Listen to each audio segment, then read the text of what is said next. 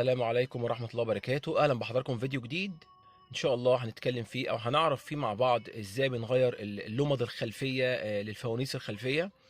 تغييرها سهل جدا، مش محتاج كهربائي. طبعا لو اتحرقت معاك اللمبة بتغيرها زي ما هتشوف معانا النهاردة. وفي فيديوهات منفصلة هنتكلم فيها عن الفوانيس أو اللمض بتاعت الفوانيس الأمامية. في البداية لو أنت مهتم بعالم إصلاح وصيانة السيارات وخصوصا لادا جرانتا، فأنت إن شاء الله أكيد هتشترك معانا في القناة، لأنك هتلاقي كل ما يخص لادا جرانتا وعالم السيارات موجود عندنا هنا في القناة. فانوس العربية من ورا أهو، تمام. هندخل من ورا الفانوس كده من جوه من عند الشنطة، هنلاقي فيه سكوتش كده، هنفتحه وهنلزق السكوتش ده كده في العربية نفسها عشان ما يضايقنيش وانا شغال، عشان يبقى ثابت.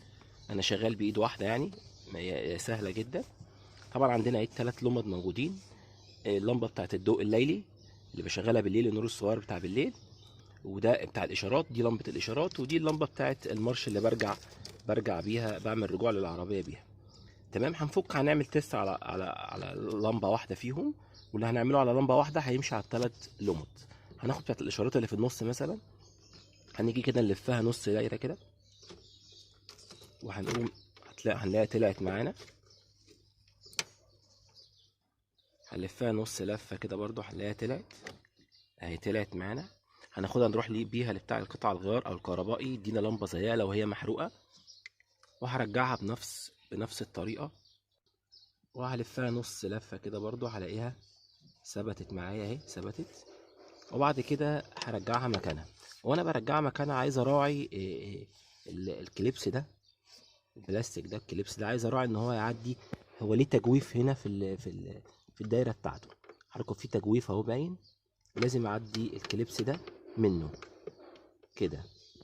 يعني لو عديت كده غلط، مش هيعدي حاجه، ده اركب مش هيرضى يركب. لازم يعدي من التجويف بتاعه عشان تبات. هي كده باتت معايا، واقوم لافف كده نص لفه، هسمع صوت تكه وهلاحظ انها ثبتت.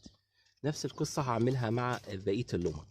هلف لفه كده نص لفه، واطلعها من التجويف واغيرها وارجعها تاني.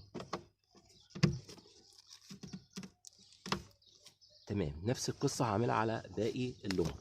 حضراتكم لو لاحظتوا هتلاقوا في مسامير اهيت، المسامير دي بتاعت الفانوس. لو انا عايز افك الفانوس بالكامل، هفك المسامير دي، هيطلع معايا الفانوس. لو هو مطرب من جوه، او عايز اغيره مثلا اتكسر ولا حاجه، ممكن نغيره بايدينا. هنعمل فيديو ان شاء الله منفصل ازاي نغير الفانوس بالكامل بنفسنا.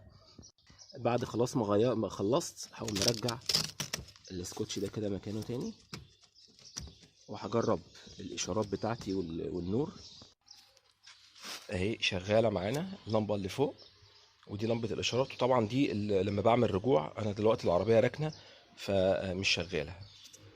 تمام. زي ما حضراتكم شفتوا تغيير اللمض سهل جدا، مش محتاج فني. انا كنت شغال بايد واحده. ان شاء الله انتظرونا في فيديوهات جديده. اتمنى يكون الفيديو عجبكم، يا ريت لايك للفيديو واشتراك في القناه، انكم هتلاقوا كل ما يخص عالم السيارات ولادا جرانتا موجودين عندنا هنا في القناه. فيا ريت تشتركوا معانا. والسلام عليكم ورحمه الله وبركاته.